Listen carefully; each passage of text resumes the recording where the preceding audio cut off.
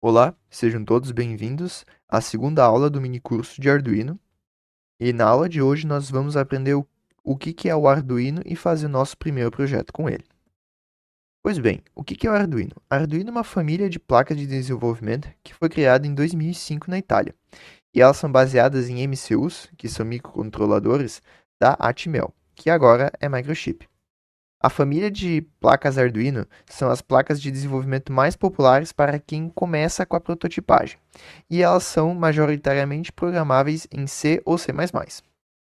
Todas as placas Arduino possuem em comum as entradas e saídas digitais, com algumas tendo também entradas analógicas por meio de conversores analógico-digitais, conhecidos como ADC, e também pinos para comunicação serial com outros dispositivos e o computador. A maioria das placas Arduino, incluindo a placa que nós iremos utilizar na aula de hoje, utiliza a lógica TTL de 5 volts, que seria utilizada para indicar quando algum sinal está alto, que é igual a 5 volts, ou baixo, quando é igual a 0 volts. Na maioria dos modelos. Alguns modelos possuem 3,3 volts, só que não vem ao caso. Aqui está o exemplo da nossa placa que nós iremos utilizar hoje, que seria a placa Arduino Uno.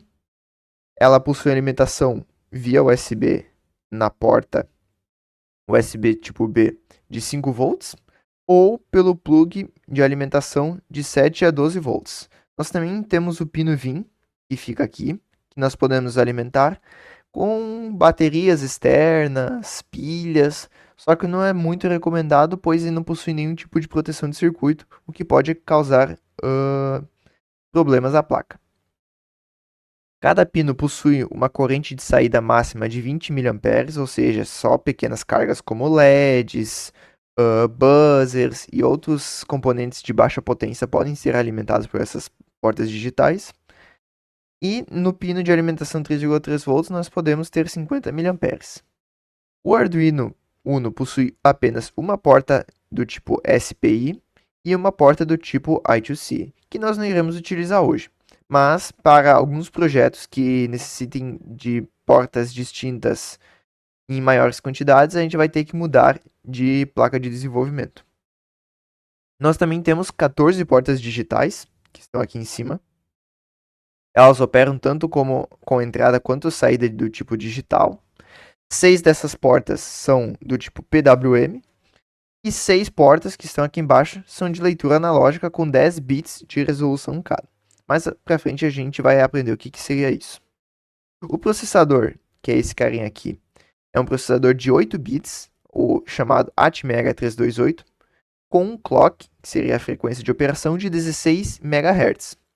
Ele possui uma memória do tipo flash, que é semelhante aos pendrives, de 32 KB, uma memória do tipo EEPROM de 1 KB e 2 KB de memória SRAM.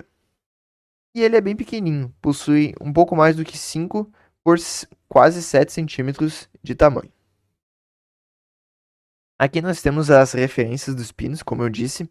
Aqui os pinos de cima são de entrada e saída digital. Esses 6 pinos circulados em azul são a saída PWM. Você pode perceber que ele possui um hífen na frente das portas que indica que é sinal PWM. E PWM em inglês significa Pulse Width Modulation, que seria modularização de largura de pulso.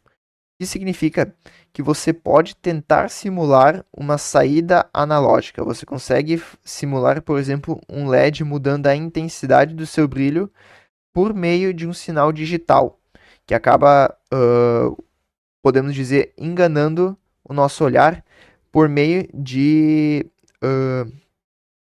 troca de estados alto e baixo em alta frequência para induzir que seja um sinal analógico, o que não é verdade. Mas, quando você utiliza outros componentes analógicos junto dele, como por exemplo um capacitor, a gente consegue ter um sinal mais limpo e quase perfeito. Nós também temos os pinos A0 a 5 aqui embaixo, que são entrada analógica e saída digital. Vocês podem utilizar esses pinos como saída digital, ligado e desligado. A entrada deles possui 10 bits de resolução, ou seja, a leitura que ele pode fazer quando está em 0 volts é de 0, e quando está a 5 volts, a leitura máxima é 1023, que 1020 3 a 0 são 1024 valores, que são 10 bits representados na representação binária. Nós temos 3 pinos do tipo GND, aqui facilmente acessíveis, que são esses amarelos. E nós temos os pinos de 3,3 e 5 volts, que são a saída de alimentação para outros tipos de sensores ou circuitos eletrônicos que necessitem de alimentação além do pino de dados. Aqui nós temos as nomenclaturas internas. Isso aqui é um pouquinho mais técnico, a gente não vai utilizar isso. E aqui dá para ver o LED built-in, que é esse carinha aqui, esse L. Esse aqui é o LED que a gente vai utilizar na programação de hoje. Nós também temos os LEDs de entrada e saída de dados, que é o TX e o RX. Eles estão ligados diretamente à porta 1 e 0. E o LED de alimentação, quando você alimenta seja pelo plug de alimentação externa ou por USB ou pelo pino VIN, ele irá ligar. Então, aqui nós temos um exemplo de programação utilizando os pinos digitais. Aqui é simplesmente o piscar de um LED. Dá para perceber que a gente possui ele ligado no pino 13. E esse LED L, que a gente viu, o LED built-in, ele também está ligado no pino 13, por isso que ele pisca junto desse LED vermelho. E ele só aceita entradas e saídas com estados ligado e desligado. Aqui um exemplo do pino PWM. Nós utilizamos aqui um potenciômetro para definir qual seria o estado do pino PWM. E a modulação do pulso varia de 0 a 255, ou seja, um tempo de 1 segundo ele é dividido em 256 fatias e a gente irá definir quantos desses pulsos, quantas dessas fatias serão no estado alto e o restante será no estado baixo. Então, se você possui das 256 fatias, 256 no estado alto, ele estará completamente ligado. Se você tiver 10, apenas 10 delas estarão ligadas. Então, a largura de pulso será menor, então ele brilhará menos. Então, a gente pode chamar isso de uma saída analógica falsa, porque realmente não, ele só assume valores discretos entre 0 e 1, porém em curto intervalo de tempo, e não um valor entre, por exemplo, 0 a 1023, como é no caso da entrada analógica. Nós temos os pinos analógicos de A0 até A5, mesmo exemplo que o anterior, só que agora tomando um foco em cima desses pinos analógicos. O pino A0 está recebendo o sinal do meio do potenciômetro, já que o potenciômetro possui internamente uma resistência que varia entre 0 e 5 volts, o pino no meio estará ali no meio, como se fosse um divisor de tensão, e essa tensão é reportada ao pino A0 para realizar a leitura entre 0 a 1023 e acender o LED. E aqui os pinos de alimentação, também utilizando o mesmo exemplo do PWM, a gente utiliza os 5 volts e o GND para alimentar o potenciômetro para poder fazer a leitura do pino do meio dele. Ele é um exemplo de circuito de baixa potência, um componente de baixa potência, pois geralmente a gente liga, por exemplo, potenciômetros de 10 kΩ. Então a corrente utilizada por esses componentes é muito baixa. Nós tivemos que utilizar resistores, no entanto, para o LED, pois sem resistores o consumo seria elevado de corrente e o LED ou a placa Arduino poderia queimar após determinado tempo. Aqui nós temos outros modelos de placas da família Arduino. Um dos exemplos mais comuns é o Arduino Mega. A diferença dele para o Arduino Uno é que ele possui muito mais portas. Por exemplo, nós podemos ver que todas essas portas, do 2 até o 13, são portas PWM. Nós temos 4 portas seriais, uma porta do tipo SPI.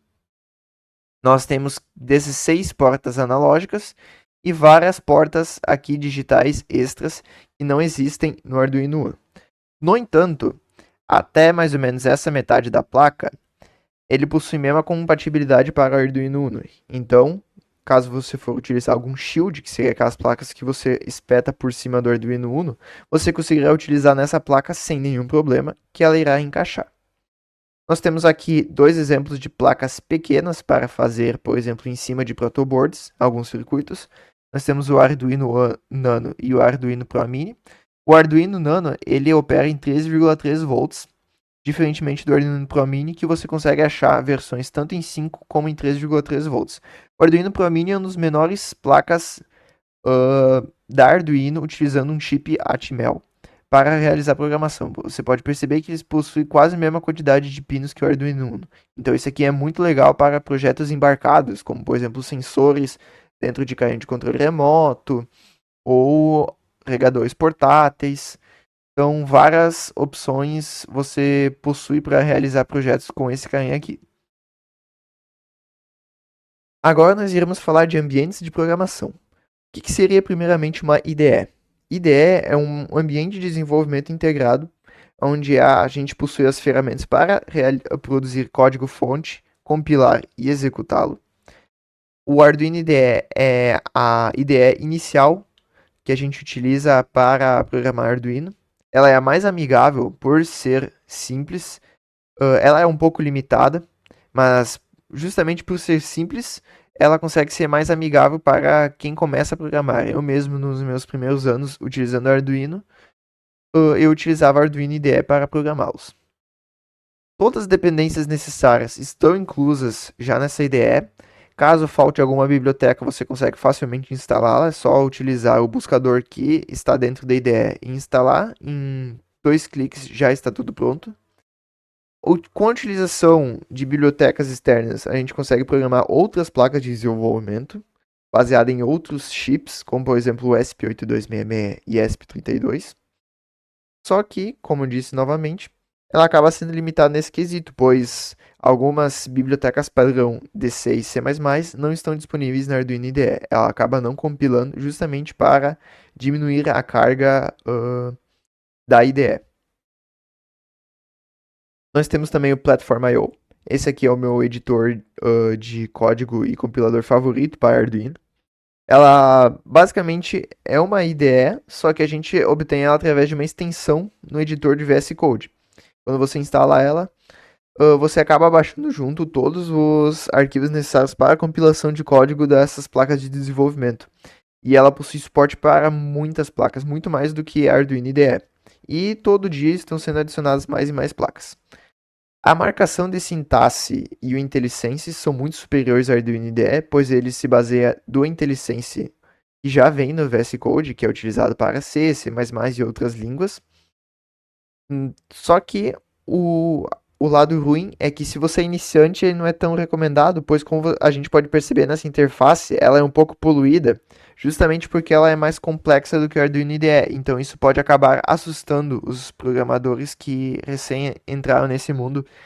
Então, inicialmente se utiliza Arduino IDE quando você já possui mais experiência ou quer utilizar recursos adicionais, você vai para o Platform.io. E por último, nós temos o Tinkercad. Ele é a IDE mais arcaica de todas. Ela é a mais simples. Só que ela possui a vantagem de possuir uma prototipação virtual inclusa. Então você pode construir seus circuitos no navegador. Ele não precisa de nenhum aplicativo, baixar só uma conta na Autodesk. Você consegue montar esses circuitos e testá-los na hora. Não somente os circuitos com Arduino, circuitos puramente analógicos você também consegue utilizar. Só que o problema é que por ser utilizado no navegador e por ser mais simples, você não vai ter tantas opções em questão de bibliotecas, questão de placas. Você só tem, da família Arduino, você só possui a placa Arduino Uno. Então, se você quiser outros modelos de placas, você não vai conseguir. Mas, para o nosso mini curso, nós iremos utilizar o Tinkercad para prototipagem e execução do código.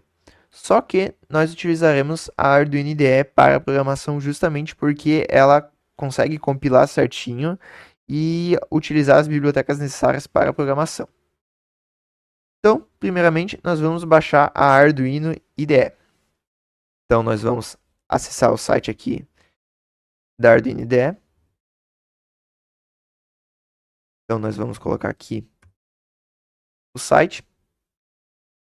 Vamos aceitar. Aqui está a tela. Pode estar em inglês, se vocês quiserem traduzir para o português. Vocês irão clicar nesse primeiro link. Vocês que possuem computador Windows. Se é Linux, vocês podem escolher um desses dois. Se vocês tiverem macOS, essas duas últimas opções. Nós vamos com a primeira. Ele vai baixar. Ele vai demorar um pouco, vocês vão colocar para baixar aqui. Enquanto isso, a gente vai esperar.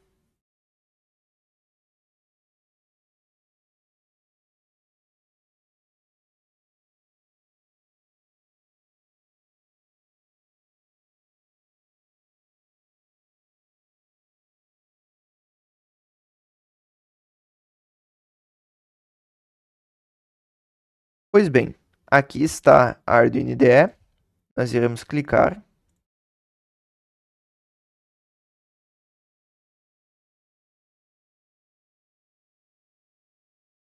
Aqui estão os termos de licença do Arduino IDE. A gente só precisa clicar em aceitar. Todos que utilizam essa máquina. Nós vamos clicar sim. Iremos instalar. E só esperar ele instalar. Já está pronto. Existe a versão legada do Arduino IDE, que é a Arduino 1.17, por exemplo.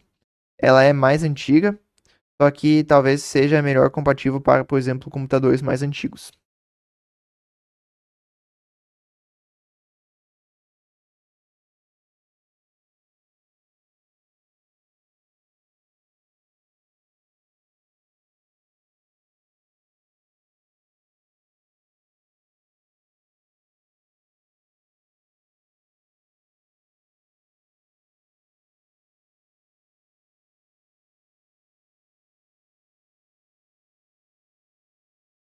Então, a Arduino IDE foi completa, foi instalada, então nós iremos executá-la.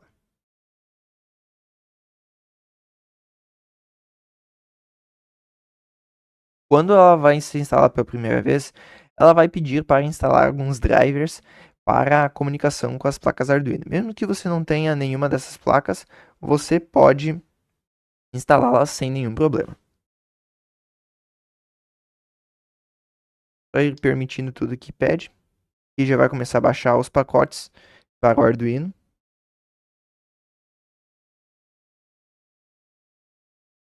Então aqui nós temos a Arduino IDE. Aqui ela está pronta. Como nós podemos ver aqui o Void Stop Void Loop. Aqui em cima vocês podem selecionar a placa Arduino Uno. E no momento a gente vai colocar qualquer porta serial, não tem nenhum problema. Então aqui nós temos selecionado para a placa Arduino Uno. Perfeito. Então, voltando à nossa apresentação, nós iremos acessar o exemplo Blink, que é um exemplo que já vem com a Arduino IDE para entender um pouco como ele funciona. Então nós iremos vir aqui em Arquivo ou File, Exemplos ou Examples, Basics, Blink. Ele vai abrir uma nova guia. E aqui está o exemplo Blink. Aqui a gente pode perceber algumas características que existem já na linguagem de programação C ou C++, seria blocos de comentários, que são denotados por barra asterisco, asterisco barra, ou linhas de comentários, que são denotadas por barras duplas. Aqui nós temos, primeiramente, void setup. Void setup é uma função do tipo void, ou seja, não retorna nada, e já é nativa da biblioteca Arduino. Ela só é chamada uma única vez toda vez que o Arduino é inicializado ou reiniciado. Então, todas as etapas de configuração inicial do Arduino, definição de tipo de porta, inicialização de tela LCD, comunicação serial, etc, etc, são realizadas nesse void setup, porque só são necessárias ser executadas uma vez para continuar funcionando. No nosso caso, a gente possui essa função chamada pinMode, que declara que o pino LED built-in, que aqui nós podemos ver que é o número 13, que é o pino do LED da placa Arduino Uno, que a gente viu, também é da placa Arduino Mega, será do tipo saída. Então a gente declara aqui que esse pino número 13 será utilizado única e exclusivamente como saída. E daí então, quando acaba o void setup, a gente vem para o void loop. Void loop é outra função do tipo void, ou seja, não retorna nada. Ela é rodada infinitamente até o Arduino desligar ou ser reiniciado. E aqui nós temos essa função digitalWrite. DigitalWrite é uma função que literalmente significa a escrita digital e toma como parâmetro o número 13, aqui para nós, que seria o número do pino do LED, e o estado que a gente quer que ela fique. No nosso caso, a gente quer que o pino número 13 esteja no estado high. A escrita high, o número 1, número negativo, número maior que 1, ou seja, todos os números exceto 0, são tomados como estado alto no Arduino. Então, aqui você pode escrever high 1, 2, 3, menos 5, menos 9, ele irá ligar o pino. Nós temos também a função delay 1000. Delay é a função de espera padrão. Ela irá esperar 1000 milissegundos, ou seja, 1 segundo, para executar a próxima linha de código, que seria digital write, também uma escrita digital, no pino LED built-in, que é o pino 13, estado low. Low ou 0 são necessários para definir o pino como baixo, ou seja, desligando o LED. Novamente, a gente espera mais 1000 milissegundos, utilizando a função delay, e daí então ele retornará aqui para cima, executando novamente esse digital write no pino 13, estado alto. Então, nós iremos voltar aqui para Arduino IDE. Com esse exemplo já explicado, nós vamos ver outras funções que a gente vai utilizar nas próximas aulas. A primeira delas é a função serial.begin. Serial.begin é uma função que inicializa a comunicação serial do Arduino com o computador a uma taxa que a gente pode especificar sendo de 9.600, 19.200, 57.600, 115.200 para comunicação com o computador em bits por segundo. As taxas que a gente mais comumente utiliza é 9.600 e 115.200, mas qualquer outra que seja válida é permitida. Serial.println é a função que irá imprimir o valor na serial. Esse valor pode ser uma variável, pode ser uma cadeia de caracteres, também conhecida como string, um caractere sozinho, uma concatenação desses três tipos de dados. E no caso do println, ele irá adicionar uma quebra de linha, o caractere ~n, ao final dessa mensagem. Então, se você coloca o valor de uma variável, por exemplo, o estado do pino a 0, a leitura do pino a 0, ele sucessivamente irá imprimir o valor um embaixo do outro no monitor serial. Se a gente não quer isso, a gente quer que seja impresso de um lado para o outro, ou seja, um ao lado do outro, tudo na mesma linha, a gente utiliza serial.print. Analog write literalmente significa escrita analógica, só que na verdade é a função que a gente utiliza para o PWM naqueles 6 pinos que a gente utilizou, que a gente aprendeu que podem utilizar essa função PWM. Aqui seria o 3, o 5, o 6, o 9, 10 e 11. Então, só nesses pinos, no caso do Arduino Uno, é válido utilizar analog write. E daí então a gente utiliza o val sendo o valor de largura desejado. Como a gente pode variar entre 0 a 255, então a cada ciclo que o pino terá de estado alto ou baixo, a gente pode dividir esse ciclo em 255 subunidades, e o valor que a gente definir aqui vai ser o número de unidades em que o estado estará alto e o restante estará baixo. Então, se a gente colocar 0, não vai ter nenhum desses subintervalos como estado alto, então vai ser totalmente desligado. Se a gente colocar 255, todos os 255 intervalos estarão em estado alto, ou seja, totalmente ligado.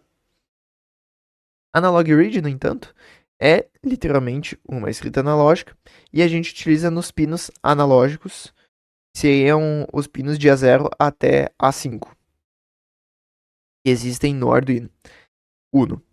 E ele retorna um valor que seria de 10 bits de resolução. Então, esse valor de 10 bits de resolução, o maior número que pode ser representado é o número 1023 e o menor é o número 0. Então, a gente possui 1024 valores que podem ser lidos nesse pino. Esses 1024 valores correspondem à tensão de 0 até 5 volts nesses pinos.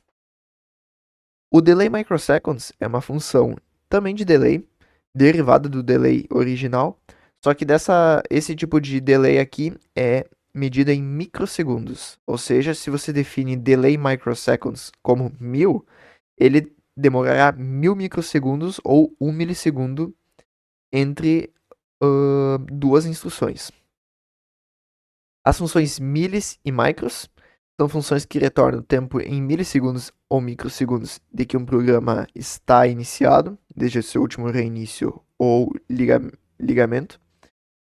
E nesse caso, essas funções, por terem unidades de tempo muito pequenas, elas podem sofrer overflow muito cedo.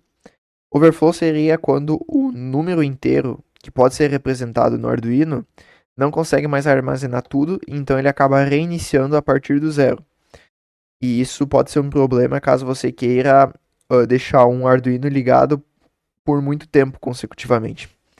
Então, precisa-se haver algum tipo de correção para que isso não aconteça. O mais correto é utilizar um módulo externo chamado de RTC, que é realmente um relógio que faz a contagem de tempo de forma mais precisa. Também temos a função pulse-in. Pulse-in ela vai retornar o tempo em microsegundos do pino informado no estado que a gente quer. Por exemplo, se eu colocar pulse-in 5 high, eu vou querer saber quantos microsegundos o pino 5 manteve-se no estado high, ou seja, no estado alto, durante um intervalo de tempo. E daí o que acontece? Como ela funciona? Quando você define 5 como high, a partir do momento que o pino 5 vai de low para high, ele começa a contar. E ele vai contar os microsegundos até que o pino 5 volte de high para low. Então, o tempo entre essas duas transições de estado é o tempo retornado pelo pulse-in. Se o tempo for muito grande ou ele simplesmente não acontecer essa transição de volta para low, ele vai retornar um valor inválido. Aqui temos a barra de ferramentas da Arduino IDE. Como a gente viu, a gente pode escolher a placa Arduino Uno. O primeiro botão é de verificação do código. Ele vai verificar o código baseado na placa que você informa. Então, se você colocar o número para digital write, por exemplo, que é escrita na digital, número 33, para a placa Arduino Uno, vai resultar em erro. Mas se for na placa Arduino Mega, vai estar tudo certo. Enviar usando o programador não é um botão que a gente vai utilizar, justamente porque a gente primariamente não vai utilizar o Arduino físico. Porém, aos que estão assistindo essa aula e possuem Arduino físico, vocês utilizarão esse botão para verificar o código, compilar e enviar para o Arduino que vocês estão utilizando. Só vocês têm que aqui nessa caixa selecionar a porta serial adequada para ele. Nós temos aqui também o plotter serial, para quem possui o Arduino físico e queira fazer leituras de pinos analógicos ou digitais. O plotter serial irá mostrar num gráfico, ao longo do tempo, os valores recebidos. Já o monitor serial a gente iria utilizar para comunicação de texto ou de números, tanto como entrada quanto saída com o Arduino, se a gente tivesse ele físico. Como a gente vai utilizar ele virtualmente no Tinkercad, a gente só vai utilizar o botão de verificar para a verificação do código e o restante a gente não vai utilizar, já que a gente só vai programar no Arduino IDE e a gente vai rodar o código no Tinkercad.